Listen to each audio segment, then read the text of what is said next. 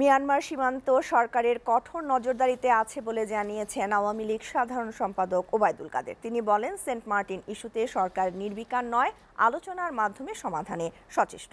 রাজধানীর ধানমন্ডিতে আওয়ামী লীগ সভাপতির রাজনৈতিক কার্যালয়ে সংবাদ সম্মেলনে এসব কথা বলেন ওবায়দুল কাদের। পররাষ্ট্রনীতি নিয়ে মির্জা ফখরুলের বক্তব্যকে দায়িত্বহীন বলে প্রত্যাখ্যান করেন তিনি।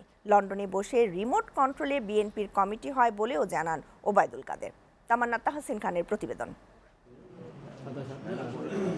রাজধানীর ধানমন্ডিতে আওয়ামী লীগ সভাপতির রাজনৈতিক কার্যালয়ে সংবাদ সম্মেলন করেন দলের সাধারণ সম্পাদক ওবায়দুল কাদের।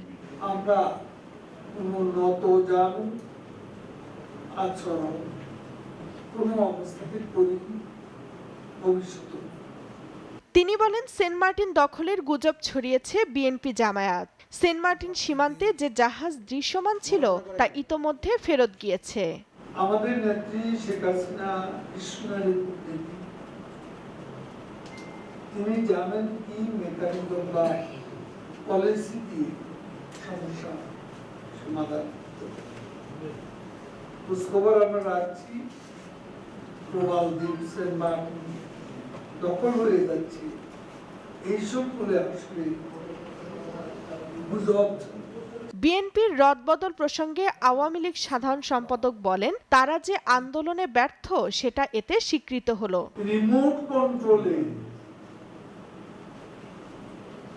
মাঠে তারা ছিল, তাদের ব্যর্থতা পরিমাপ করা হচ্ছে,